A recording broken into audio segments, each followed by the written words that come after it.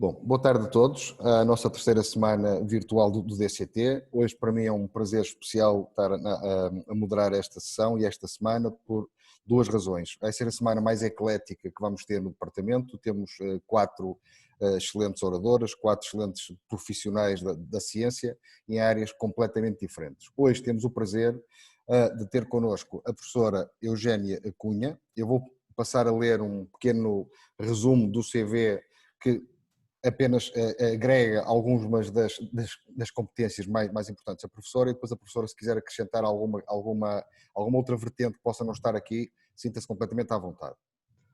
Portanto, a professora Eugénia Cunha é antropóloga forense, bióloga de formação, é professora catedrática da Universidade de Coimbra, diretora do INML-CFIP Delegação Sul, Lisboa, e vogal do Conselho Diretivo desde agosto de 2019.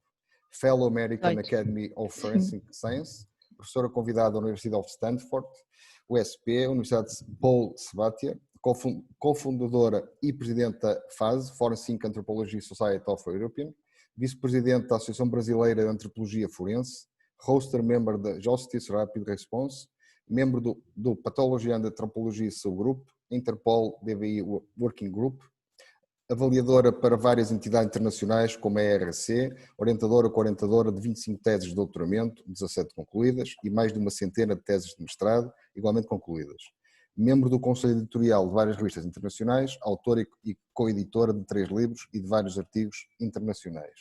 Portanto, é para mim um prazer ter feito esta apresentação da professora Eugénia Cunha. Terá o tempo que achar necessário para fazer a sua apresentação e depois, a seguir, poderemos abrir às pessoas que estão a assistir qualquer tipo de questão. Por favor, professora, esteja à vontade. Muito obrigada, não sei se me estão a ouvir bem. Sim? Sim. Portanto, primeiro tenho que agradecer o convite, em particular ao professor Fernando Moreira.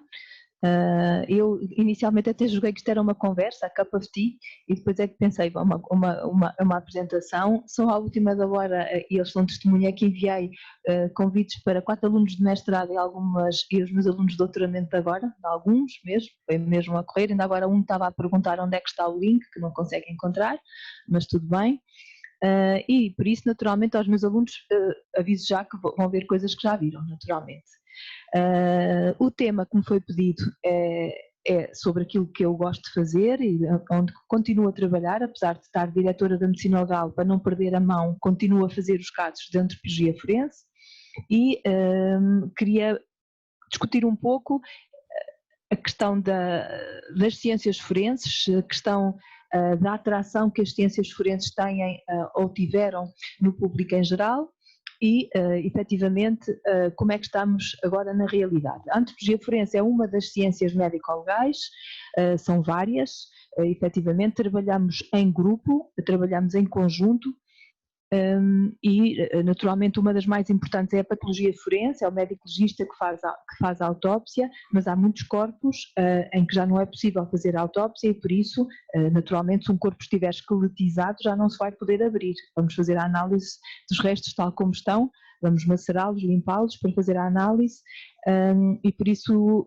uma das áreas com quem trabalhamos mais é naturalmente a patologia forense, mas temos muitas outras, a toxicologia forense, a genética forense, a entomologia forense, a botânica forense, enfim, uma série delas. Então esta palavra forense é efetivamente muito apelativa. E porquê é que é muito apelativa? Porque é que há este fascínio pelo mundo forense, porque efetivamente tornou-se uma moda. Essa moda é hoje conhecida pelo CSI Effect, o efeito CSI, que foi muito disseminada devido a séries de televisão como esta que estão a ver aqui, o CSI, que teve diversas temporadas e que durou muitos anos. E efetivamente isso fez com que a atração pelas ciências forenses fosse muita, e a dada altura surge uma outra série muito mais dedicada à análise dos ossos, que é a Bounce, que passou também teve várias temporadas e particularmente durante esse período devo dizer que se notava que a antropologia forense estava em alta, ou seja, veio permitir descobrir, há pessoas que não faziam ideia que se podiam analisar ossos, há pessoas que não faziam ideia do que era possível retirar dos ossos, como é que se liam ossos, como é que se decifra a informação que os ossos têm, como é que é possível os ossos gravarem tantas informações sobre a nossa vida. E isso, de facto, criou ali uma atração enorme e notou-se durante alguns anos.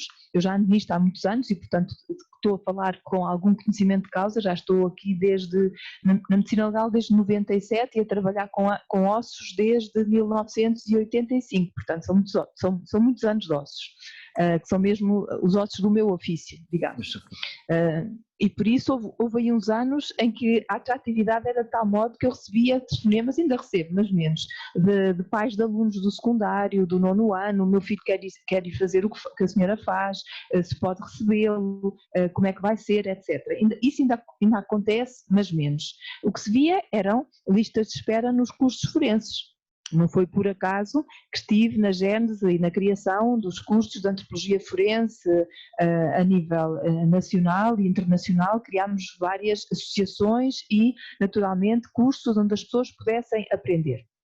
Mas, efetivamente, este CSI Effect chegou a ser até tema de doutoramento, não em Portugal, e há, de facto, muitos efeitos deste CSI que merecem, não vou falar deles todos, porque, naturalmente, isto não é sobre o CSI Effect, teve muitos efeitos nas ciências forenses, uns bons, outros maus, lá está, for better and for worse.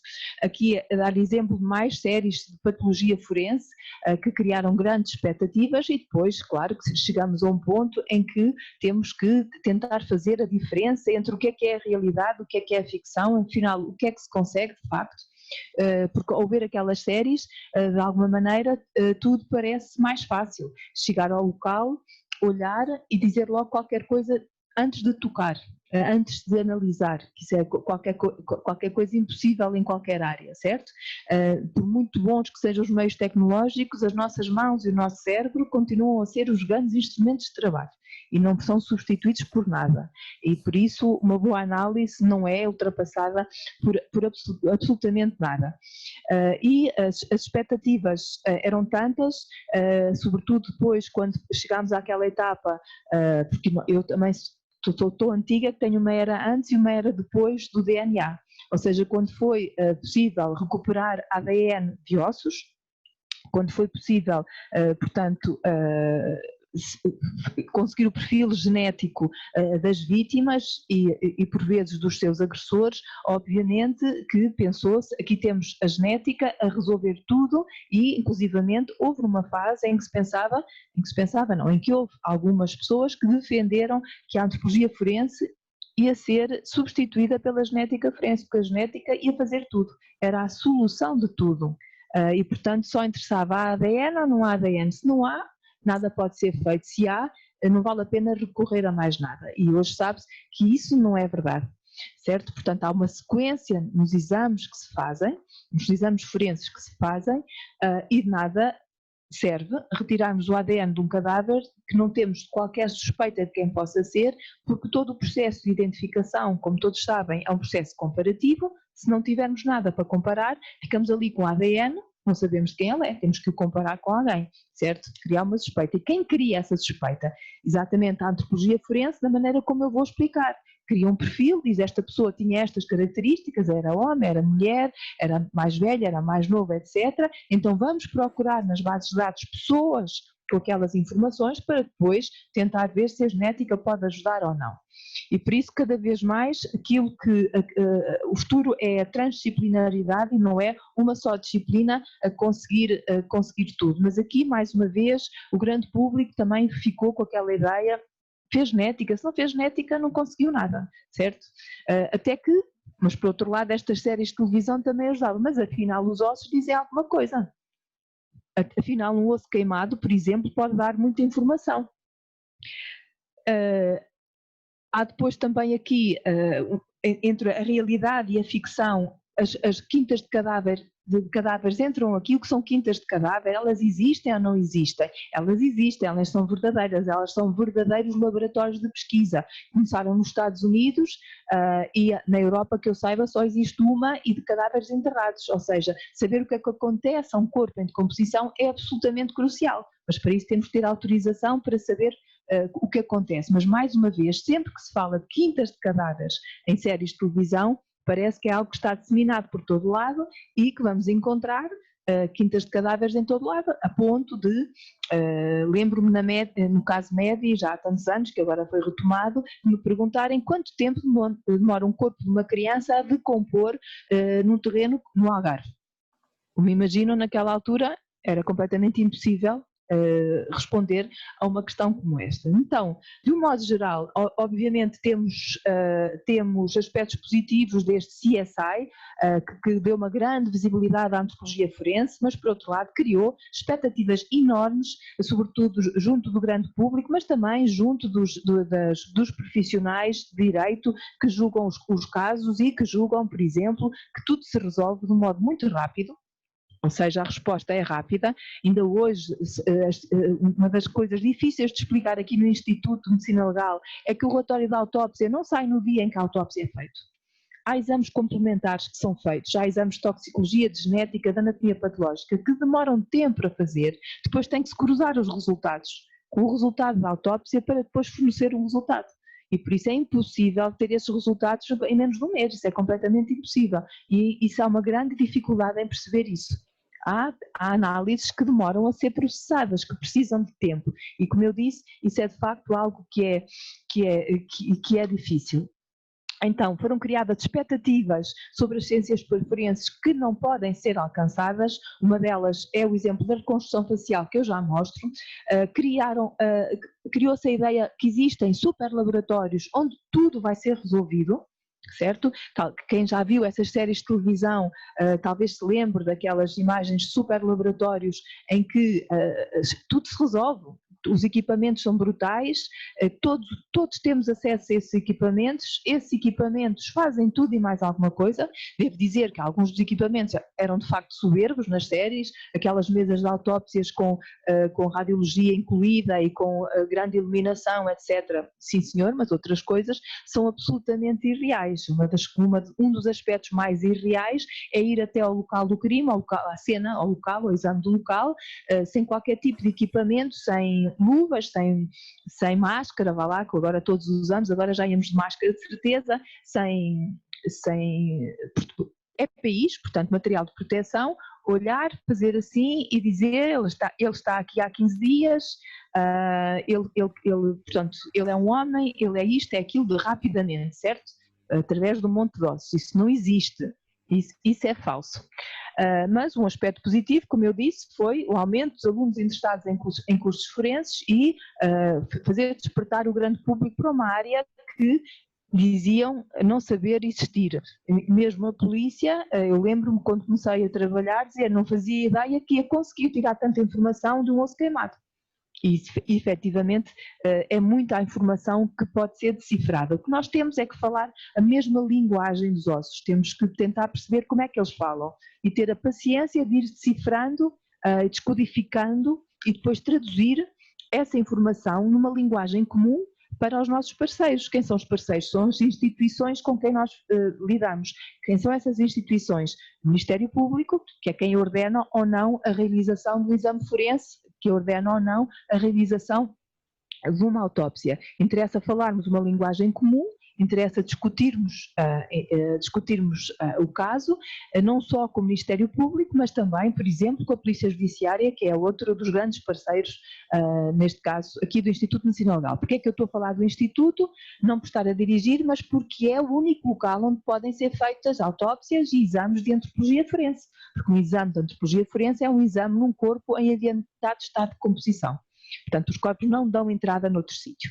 Como eu estava a dizer, a aproximação facial, que é a terminologia que eu prefiro, reconstrução facial, efetivamente é uma área que as pessoas julgam que tudo resolve. Primeiro, não é um método de identificação. Não é aceito em tribunal como único método de identificação. Depois, não há nenhuma base de dados com as nossas fotografias, como estão nas séries de televisão. Ou seja, é feito o retrato robô e eles depois vão rapidamente nas séries às bases de dados e fazem match a esta pessoa. Mas felizmente as nossas fotografias não estão aí em bases de dados para poder ver se é ou não é. Portanto, essa é outra grande diferença e que é muito importante efetivamente relembrar que estas reconstruções que estão a ver aqui para tentar encontrar quem será a pessoa é um método complementar de identificação, ajuda na identificação, aviva a memória da pessoa, perguntar assim, lembra-se de alguém com esta cara? Sim ou não? Pronto, é mais isso, mas não pode ser usado como único método de identificação e o mesmo se aplica a isto que estão a ver aqui, que é a sobreposição craniofacial, pegar na fotografia de um suspeito e colocá-la, fazer a sobreposição com o crânio que estamos a analisar, para saber se há coincidências ou não. Só pode ser se é consistente ou não é consistente, mas não vai dizer se é ou não é. Certo? Se for consistente, vale a pena continuarmos com exames genéticos. Se não for consistente, naturalmente vamos fazer uma exclusão e dizer é impossível este crânio pertencer a esta pessoa. Neste caso, pertencia a esta pessoa. Outras diferenças que gostaria de destacar quando falamos na realidade e na ficção, e ao falar na ficção estou a falar mais uma vez nas séries que muita gente vê, é a linguagem também usada, não é só a rapidez com que um caso é resolvido, a quantidade de bases de dados que eles têm que nós não temos na vida real, nem base de dados de genéticos temos, só temos aqui em Portugal das pessoas cadastradas. Agora, não temos o nosso ADN, cada um de nós que está a ouvir isto não está seguramente em nenhuma base de dados, certo? Para saber se é um de nós ou não. É também a certeza com que são dados os resultados, é sim ou não, certo? Nas séries é dito, é essa pessoa, ponto final, ou não é essa pessoa e não há mais nada. Nós não, a realidade é um bocadinho diferente. Às vezes acreditamos que possa ser, temos que continuar com outros exames, há uma associação, é consistente, é compatível, mas nem sempre podemos ser categóricos e dizer que é. O certo é que só quando conseguimos uma identificação positiva, quando temos a certeza que é a pessoa, é que podemos devolver o corpo à família. Até então, tal não é possível, certo? Temos que continuar a investigar até ter a certeza do que é. Então agora vamos deixar um bocadinho as séries de televisão e o efeito CSI, e vamos ver um bocadinho então como é que é este mundo da antropologia forense, onde, à semelhança de todas as outras ciências, a teoria orienta e a experiência decide. O que é que eu quero dizer com isto? Quero dizer que é preciso termos uma boa base teórica, temos de ter uma grande formação nesta área, e hoje isso é possível ter, há várias instituições nacionais e instituições internacionais que fornecem, e depois é absolutamente imprescindível ter prática, ter experiência e fazer os possíveis por não perder a mão, que ainda há pouco eu disse isso, não se pode perder a mão, porque estamos a falar por vezes de vestígios mínimos de ossos, fragmentos muito pequeninos, perde-se a mão, ou seja, ao fazer o puzzle, aquilo tudo perde-se a mão e portanto a experiência é absolutamente essencial e é por isso que alguém que está certificado para ser perito deve voltar a fazer um exame de certificação 5 anos depois, 6 anos depois, para verificar se ainda está capaz de fazer essas mesmas perícias. Então aquilo que eu vos vou dizer é explicar como é que é possível extrair informação dos ossos. Eu costumo dizer que os ossos contam histórias, nunca mentem, mas nunca contam a história toda. Ou seja, não é possível saber absolutamente tudo. O esqueleto é uma parte do corpo. Quanto mais completo estiver o corpo, mais informações podem ser extraídas. Sendo apenas uma parte, naturalmente que não vamos poder saber tudo, mas podemos seguramente saber muito mais do que aquilo que poderíamos imaginar. Por exemplo, aqui podemos saber que a pessoa que está representada ali no meio pelas sínfises púbicas, que é uma parte da bacia, era uma pessoa jovem, e que a outra pessoa representada pelo sacro ainda era muito mais jovem. Portanto, e conseguiríamos dizer a idade das duas pessoas só com base, a idade à morte, com base nestas duas características. As histórias que os ossos contam são muitas e muitas vezes são a única coisa que permite resolver crimes. Crimes como estes, aqui estou a falar de crimes no estrangeiro, neste caso, tenho sempre muita dificuldade em falar de casos em Portugal portugueses, não vai acontecer estar alguém na audiência que se lembra do caso ou que conhece a vítima, etc. Portanto, tento sempre ir buscar exemplos de outro sítio e tenho a sorte de trabalhar noutros sítios, noutros países e por isso isto é propositado, não estar aqui nenhum caso português, é mesmo propositado. O que é verdade é que quanto mais tempo passar sobre a ocorrência, mais provável é que entre a antropologia forense. Porquê? Porque os traços fisionómicos desaparecem e por isso, para inferir a idade, o sexo, etc., vai entrar a antropologia forense para fazer a identificação. Há muitas situações, como eu disse há pouco, em que nós vamos trabalhar em conjunto, ou seja, um mesmo corpo vai ter vários estados de preservação e nós vamos trabalhar em simultâneo com o patologista forense. Devo dizer que, apesar de eu estar aqui a exemplificar crimes, porque são estes crimes que a sociedade conhece mais, há muito pouco tempo aqui, por exemplo, em que é que a antropologia forense trabalhou? Trabalhou no caso do rapper, trabalhou no caso daquela rapariga que foi morta pelo namorado, enfim, são casos em que foi necessário fazer a antropologia forense. Como veem, é normal a antropologia forense ser chamada. O que eu queria dizer é que, felizmente, no país em que vivemos, só uma percentagem ínfima de casos é que efetivamente se revelam como crimes. Na dúvida, nós tratamos todos os casos como iguais, como se de crime se tratasse, até se provar o contrário. E aqui há uma coisa que é muito importante: quem decide se é crime ou não é crime não somos nós.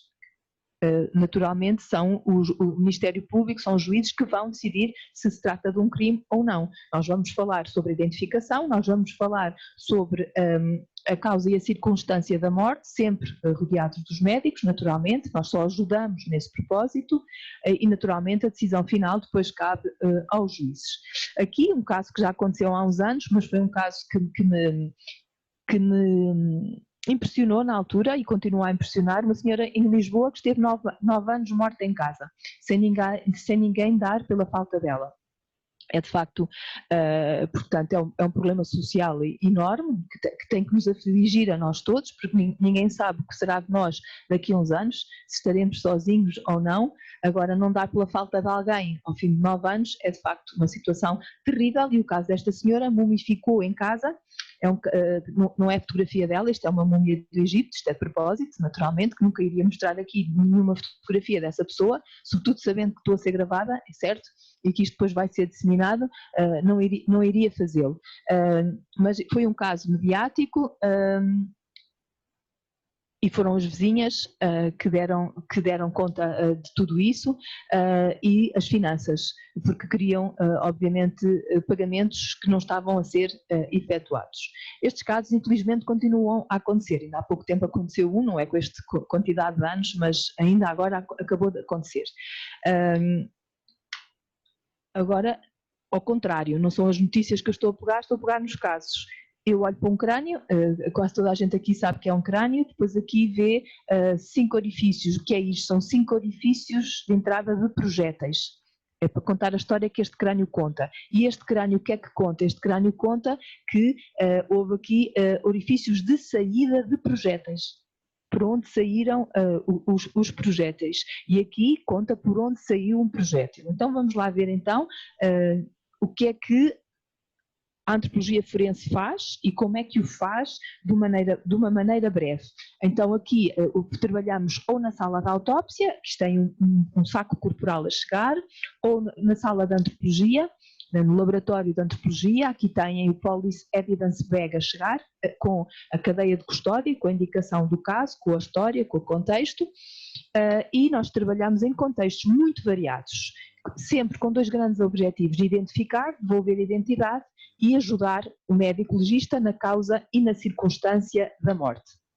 Então trabalhamos com o quê? Com cadáveres frescos, com corpos decompostos, com esqueletos, com porções corporais, com fragmentos, com restos queimados, trabalhamos na recolha de restos humanos, designadamente na escavação, trabalhamos na comparação radiológica ante-mortem e pós-morte e cada vez mais trabalhamos com indivíduos vivos para devolver identidade a quem não a tem, e sobretudo na estimativa da idade, sobretudo de menores indocumentados, que é algo que acontece agora com a crise de refugiados. Aqui está uma área em que trabalhamos, em que somos os grandes peritos, ou seja, somos nós que vamos ver o que é que ali está, o que é isto e a quantas pessoas correspondem, era um homem, era uma mulher, são restos queimados, e para terem uma ideia do que é que os ossos podem dizer, aqui estão a ver costelas de uma criança que foi abusada, foi maltratada, é a síndrome da criança maltratada, e neste caso estão a ver calos ósseos, portanto lesões ósseas antigas, que foram detectadas pela antropologia e que permitiram ver que aquela criança era vítima de abusos. Mas podem perguntar, mas será mesmo possível devolver a identidade a corpos em tão adiantado estado de composição? Será mesmo possível dizer o que é que se passou, como é que este corpo ficou reduzido a isto que estão aqui a ver? Ou porque é que ficou assim? De facto, nós somos responsáveis por responder porque é que ele está assim e não está de outra maneira e como é que chegou a este estado. Portanto, isso é uma das questões básicas da antropologia. Aqui estão a ver um corpo a chegar para ser analisado, completamente vestido, esqueletizado dentro da roupa, mas ainda com tecidos moles. Aqui estão a ver um pé, aqui estão a ver a zona dos braços, já com a ausência das mãos. É fundamental, quando um corpo chega, ter o seu contexto, ou seja, ter um auto sobre a informação, dizer onde é que foi encontrado, como é que foi encontrado, quem é que o encontrou e qual a história, porque sem contexto não há caso, certo? Se eu chegar a tribunal e disser fiz um corpo, mas não sei onde é que ele foi encontrado, quem é que o encontrou, nem sei que história é que o rodeia, o juiz diz-me vá para casa, certo? Com certeza inventou esse caso. Portanto, era anulado. Portanto, o contexto é tão importante como o próprio caso. Naturalmente, este caso é um caso que vem de crimes contra a humanidade. Não é normal encontrarmos um indivíduo esqueletizado totalmente amarrado. Felizmente, no país onde estamos, isso não é normal. Portanto, tem a ver com contextos de crimes contra a humanidade fora de Portugal. Portanto, os ossos falam. Para falarem, temos que nos basear numa ciência fundamental que é a osteologia, a anatomia, temos que saber o que é cada uma destas peças ósseas. Aqui temos a bacia de uma criança, depois no meio temos o externo, depois temos um bocado do crânio de um adulto. Aqui temos a primeira vértebra cervical, que é o atlas, que é muito importante. À esquerda temos de uma vítima de homicídio, em que por mata-leão teve fratura, portanto torceram-lhe o pescoço, teve fratura daquela vértebra, ali está a causa da morte, e aqui temos uma vértebra de uma criança com menos de 5 anos, cujas várias porções ainda não fundiram. Portanto, estão a ver o que uma única peça óssea pode dizer sobre aqueles indivíduos. Mas o segredo está na abordagem holística, não é só olhar macroscopicamente. Temos que pensar no osso como um tecido que foi vivo, que teve que ser alimentado, que sangrava, que tinha que ser nutrido, como eu disse, que tinha resistência, que tinha maleabilidade e por isso, naturalmente, temos que conhecer bem a constituição óssea e fazer a diferença, o que é um osso vivo, que reage quando uma pessoa está viva, um de nós, ou um osso seco, que é aqueles ossos que eu mostrei até agora. O osso vivo é anisotrópico, é viscoelástico, é resiliente, é adaptável, é um tecido dinâmico. E estas propriedades perdem-se depois da morte, o que faz com que o osso reaja muito diferentemente quando está vivo ou quando já perdeu, portanto, todas essas características que lhe são conferidas pela água e, sobretudo, pelo colagênio, que é uma das proteínas. Aqui temos um crânio que tem uma fratura por depressão e essa depressão, essa dobragem, só pode ter acontecido quando o indivíduo ainda estava vivo. Porquê? Quando o osso ainda estava fresco, porque se tentarem dar uma cacetada, desculpem a expressão, a um crânio assim, ele nunca vai dobrar, ele vai partir, certo? Aquilo que não dobra, parte. Portanto, é completamente diferente. O que eu quero dizer é que, de facto, aqui temos a biomecânica como fundamental, temos a imagiologia, aqui estamos a ver um crânio que foi atingido por uma arma de fogo, por projéteis, temos imagiologia muito importante, aqui a permitir ver um ossinho muito pequenino, que é este que estão a ver aqui, que é o ióide, que nos pode, às vezes, contar algumas histórias sobre asfixia. Aqui temos a histologia, a anatomia patológica, nós temos que aceder ao interior dos ossos e ver o que é que aconteceu, se há ou não há sinais hemorrágicos no osso seco. Se houver sinais hemorrágicos, quer dizer que houve sobrevivência. Os primeiros estádios de sobrevivência são a nível microscópico e hoje em dia temos técnicas de imagiologia que eu não domino, que são absolutamente fundamentais para saber mais sobre o caso que estamos a falar. Para além de todas estas meios tecnológicos que felizmente são cada vez mais e melhores, nós hoje em dia, em termos de sociedade, estamos perante desafios, estamos a defrontar desafios, porque temos cada vez mais indivíduos não identificados que entram aqui como desconhecidos. Alguns felizmente deixam de ser desconhecidos, são os John Does, portanto Jane e John Doe são cadáveres não identificados, muitas vezes são sem-abrigos, que no Brasil se diz sem teto, são os sem-abrigos que entram sem identidade, e recuperar a identidade destas pessoas é de facto muito difícil por vezes, e há pessoas que infelizmente acabam por ser enterradas como desconhecidas porque não vem cá ninguém reclamar os corpos, certo? Tentamos e a partir de um determinado prazo vamos enterrar as pessoas, guardamos uma mancha, ou seja, sabemos o ADN dessa pessoa, sabemos onde é que essa pessoa ficou enterrada e se houver alguma suspeita, não sei quanto tempo depois, podemos ver através do ADN se era ou não a pessoa que andam à procura. Desafios societais, temos, como sabem, a crise dos refugiados, está ali um erro, temos a crise, temos os migrantes vivos, que era isto que eu me queria referir, que chegam, muitos deles sem documentos legais, e temos os migrantes mortos, ou seja, muitos corpos por identificar. Outros desafios têm a ver com os desastres de massa que podem ser ataques terroristas, podem ser que resultam muitas vezes em restos humanos queimados, como estão aqui, mas podem também ser desastres de massa naturais, como os tremor-terras, que estão ali exemplificados, que também podem naturalmente resultar em restos humanos queimados. Estamos perante uma violência que não tem precedentes, felizmente não é no nosso país, mas em muitos outros países, como o Brasil, é efetivamente. Estamos perante crimes contra a humanidade um pouco por todo o mundo, quer dizer que haverá valas comuns em muitos locais com centenas de corpos, de onde são exumadas vítimas, em que é possível, felizmente, fazer os ossos falar e fazer a documentação das violações de direitos humanos. A realidade da antropologia forense foi altamente influenciada pela mudança de paradigma da história humana pelo 11 de setembro, que também houve uma mudança de paradigma na história da antropologia forense. Muitas das vítimas foram reduzidas a fragmentos, esses fragmentos é que permitiram a identificação das vítimas, e quem é que estudou esses fragmentos foi precisamente a antropologia forense, que, por exemplo, permitiu em 2018 a identificação desta vítima, através primeiro da identificação do fragmento, dizer isto é um fragmento ósseo, isto é um fragmento humano, e depois naturalmente através da genética, através de uma análise comparativa. Isto é muito importante para o luto das famílias. Como veem, a mãe deste jovem dizia: eu continuava a pensar que um dia ele me ia aparecer. E portanto isto desde 2001 até 2018. Então o que acontece hoje em muitos ataques terroristas é que muitas das vítimas estão a ser identificadas com base em fragmentos, e quer dizer que um fragmento pode ser considerado como uma pessoa. Será?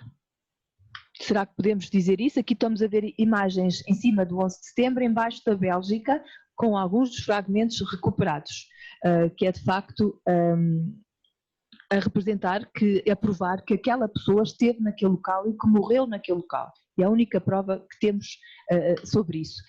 Mas aqui estão a ver fragmentos do 11 de setembro.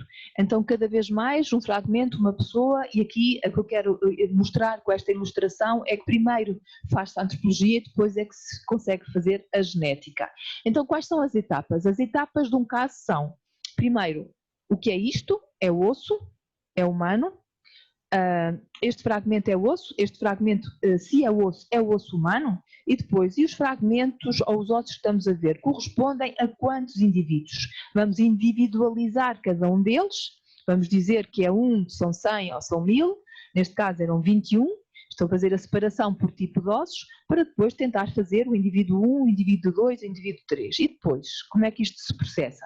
Vamos perguntar quem era esta pessoa, para isso vamos fazer a identificação, primeiro sexo, idade, origem geográfica e estatura, que são os fatores genéricos de identidade, que nós chamamos de Big Four.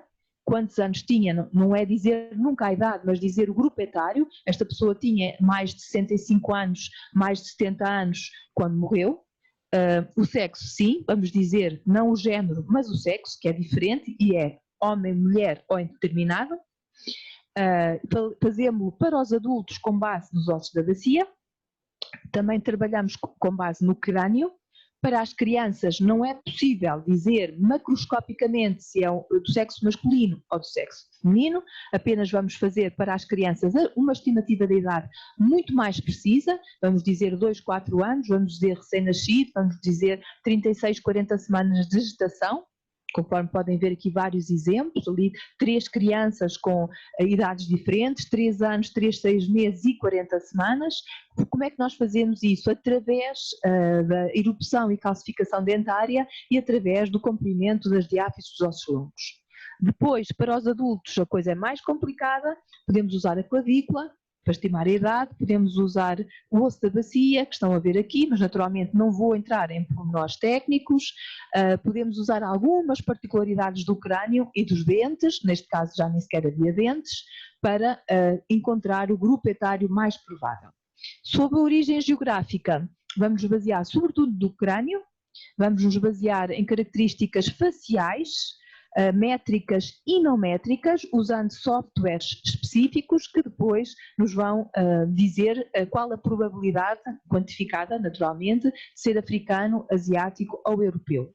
A estatura é feita através da medição de comprimento dos ossos longos, aqui temos o húmero e o fémur a serem medidos, que depois nos remetem para um intervalo, 1,60 m ou 1,65 m e nunca para valores precisos. São uma determinada amplitude. Estes dados que acabei de dizer, sexo, idade, ancestralidade e estatura, permitem-nos conseguir um perfil biológico que nunca identifica ninguém, porque eu não consigo dizer a ninguém quem é se eu disser que é uma mulher de 20, 25 anos, europeia e com uma estatura de 1,65 m, 1,70 m, porque este é um perfil que é partilhado por milhares de pessoas. Tem que depois partir para fatores individualizantes, características que efetivamente só existiam naquela pessoa e que não existiam mais nenhuma. E por isso, se existirem elementos ante-mortem em vida dessas pessoas, eu ao comparar posso dizer que este osteoma, que é um tumor ósseo benigno, só existiu naquela pessoa com aquela localização, tamanho e posição, que esta artrose nos joelhos é típica e exclusiva desta pessoa e que esta prótese da anca também era só daquela pessoa. São únicas, nunca são duas iguais. Portanto, aqui foi uma maneira muito breve de dizer como se identifica, sempre com a fase comparativa, certo? Tem que haver vítimas e exames ante-mortem para comparar. Como é que morreu? Nós aqui só vamos fazer a análise das lesões traumáticas nos ossos para ver a causa e a circunstância da morte. Então podemos ver se a vítima foi espancada, se não foi espancada, como é que foi, qual o tipo de instrumento, era um instrumento perfurante, era um instrumento cortante, era um instrumento contundente, se foi baleado, qual a direção, quantas vezes, qual a trajetória do projétil. Relativamente à etiologia médico-legal, podemos contribuir para saber se terá sido um suicídio, se terá sido um homicídio, mas naturalmente isto só quando há um contexto, quando há uma história. certo? De outra forma, é muito difícil saber se foi acidental ou se foi intencional. Uma queda, só para dar um exemplo, que esta pessoa foi vítima de uma queda e de facto morreu por causa dessa queda. Ora, se saltou, se foi empurrada, é muito difícil de o dizer. Às vezes há algumas circunstâncias em que podemos chegar aí, mas é difícil. Aquilo que fazemos então, relativamente às lesões traumáticas, é dizer se as lesões aconteceram em vida, na altura da morte, ou que foi algo que aconteceu depois da morte. Se aconteceu na altura da morte, podemos dizer qual o mecanismo que esteve na gênese da lesão que estamos a analisar. Aqui estamos a ver uma lesão de saída de um projétil.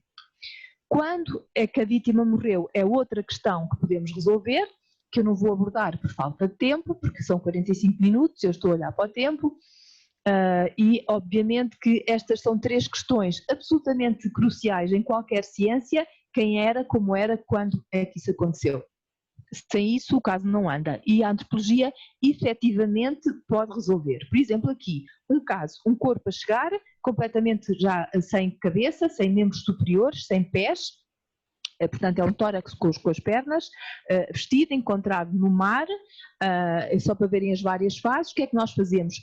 Maceramos, vamos ver a bacia, através da bacia dizemos sem qualquer dúvida, com 100% de certeza que é uma mulher.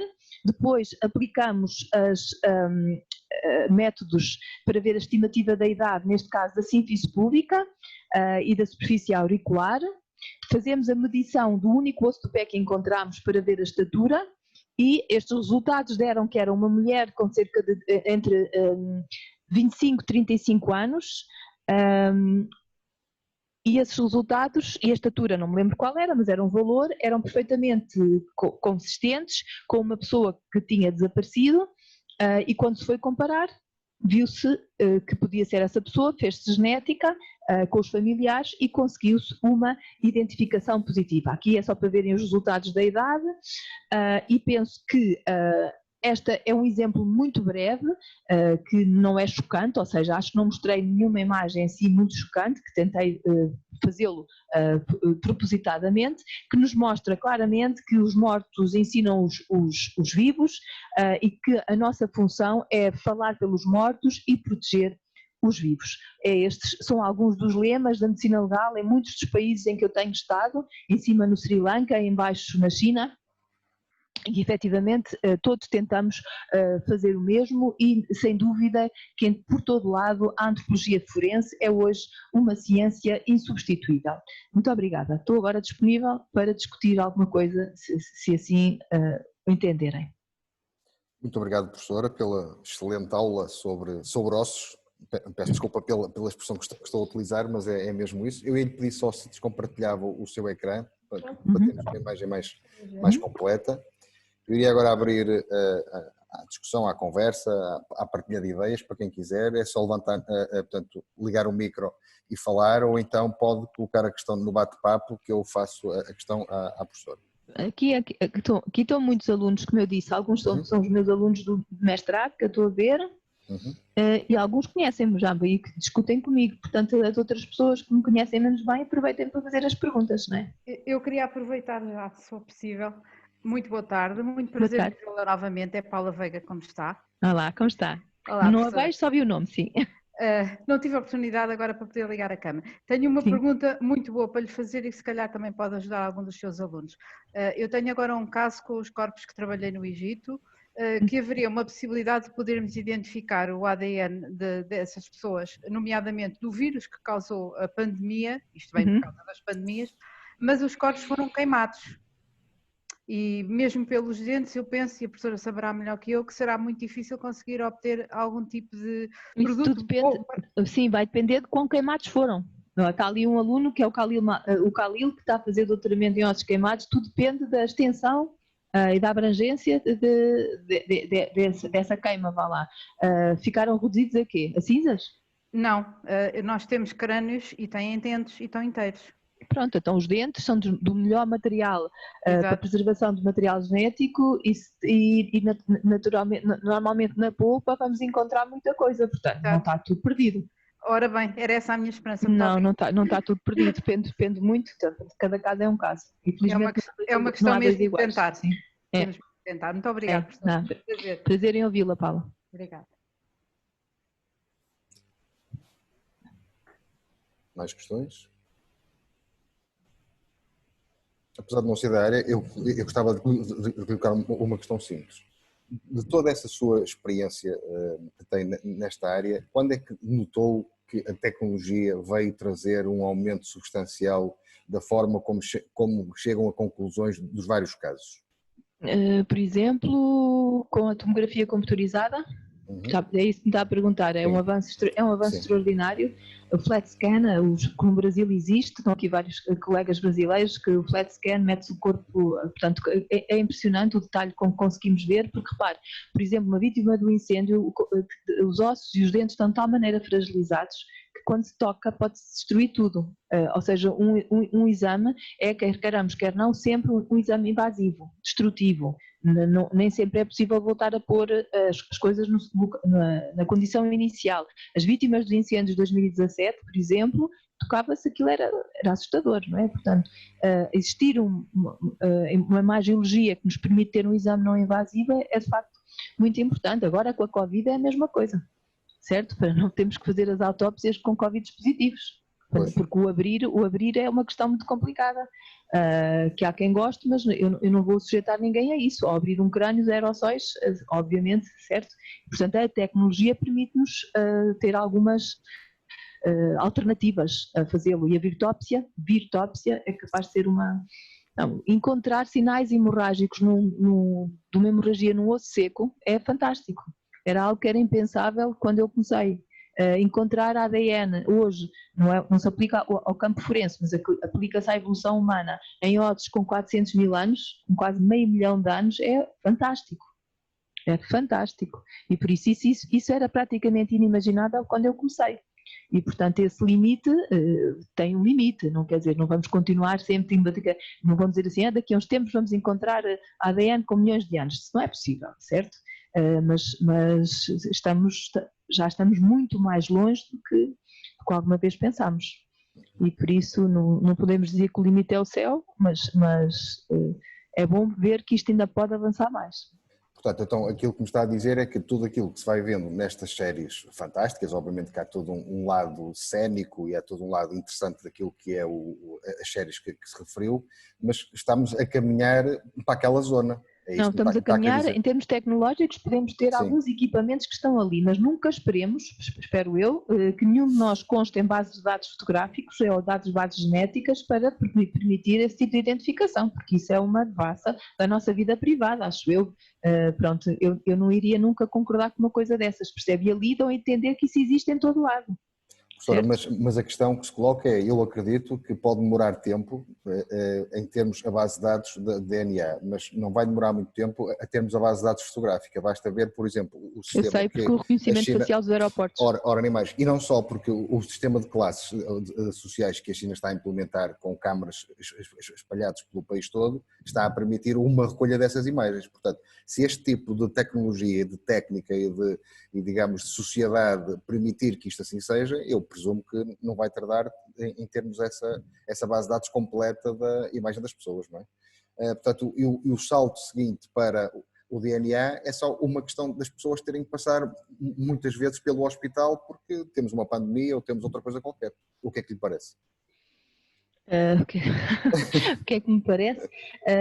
Parece-me que ainda assim eu não acho que ainda vai tardar. Em termos portugueses, eu acho que ainda vai tardar. Temos a base de dados das impressões digitais, certo? E estamos longe das bases de dados fotográficas e estamos longe das bases de dados genéticas para a população em geral, certo? E esperemos que assim, porque também há muitos receios a nível ético, não é? Deontológico, naturalmente. Isso não pode ser feito de qualquer maneira. E seguramente que isso vai demorar. E portanto lá está, essa, como eu disse, é um aspecto negativo das séries, pensar que isso é fácil e toda a gente vai concordar. Quem é que daqui ia dar consentimento informado para fazer isso? Em termos fotográficos, não é preciso dar consentimento, porque nós, agora, no fundo... sim, mas por enquanto, certo, isso é quando entra na China ou nos Estados Unidos aquele reconhecimento fotográfico, certo? Não, mas mesmo hoje, em Portugal, se pensarmos bem... Eu sei, está lá no aeroporto, está lá aquela assim. Não, eu vou um bocadinho mais longe. Quando vamos tirar a fotografia para o cartão de cidadão, a base de dados fotográfica já lá está. Eu não estou a dizer de corpo inteiro, mas pelo menos da cara está lá, não é? Portanto, Mas essa base de dados fotográfica, não digo em corpo inteiro, não é utilizada? Ou não é possível ser utilizada do ponto de vista legal ou não é utilizada? Em termos legais, não sou eu especialista para falar nisso, mas não pode. A fotografia da pessoa não pode ser utilizada para outros fins que não sejam aqueles para qual demos autorização. E nós fomos fotografados para ter a fotografia num documento de identificação e não para estar numa base de dados, certo? Isso era uma coisa muito complicada. Era a mesma coisa com o laboratório de análises sanguíneas, tiraram-nos o nosso sangue e agora o nosso sangue está em uma base de dados. Não pode, não é? Não podem fazer isso. Portanto, só pode ser para o fim, para o que fizemos, para explícito e não mais, mais nenhum outro. Ok. Não sei se alguém quer colocar alguma questão. Não? Nem os alunos que queiram aproveitar agora a professora estar aqui não, eles online. têm. Alguns que eu chamei-os para verem porque eles vão fazer apresentações, agora eles têm todos teses online. Fazem todos a apresentação online, certo? Já a partir do dia 15. Estou ali a ver o Jacinto que está em Moçambique, que é o primeiro, certo, Jacinto? Ele não me está a ouvir. Está. Mas está sem som. Sim, professora. Sim, pronto, é o primeiro, agora já no dia 15. É para se treinarem, certo? E depois é a Ana Nazaré que está em cima e não está cá. A Sara, mas não está. São os três, é já. Mais alguma questão que alguém queira colocar?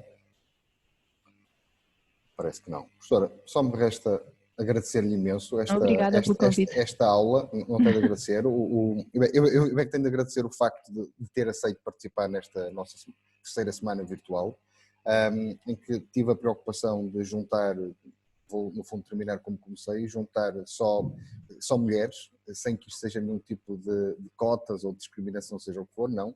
Acho que vale a pena mostrar o que de bom se faz, quer em Portugal, quer do ponto de vista internacional, e das pessoas que temos com competência e com a categoria internacional como temos, e portanto nada melhor do que abrir esta semana com a professora Eugénia Cunha, dando-nos uma aula fantástica sobre aquilo que é a potencialidade dos ossos neste enquadramento legal, que a professora teve sempre essa preocupação em manter durante o seu discurso, pode-se, mas não se pode, e dando indicação daquilo que é, digamos, aquilo que é o dia-a-dia da nossa vida cotidiana.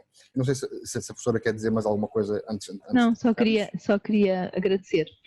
Agora recebi uma mensagem. Muito obrigada, Maria João. Obrigada. Sim, pela vossa presença. Muito obrigado a todos. Muito obrigado a todos. E nós amanhã, à mesma hora, no mesmo sítio, portanto às 17, uma chave de chá para todos, agora com outra grande portuguesa da ciência e tecnologia, a professora Manuela Veloso. Muito obrigado a todos. Muito obrigada.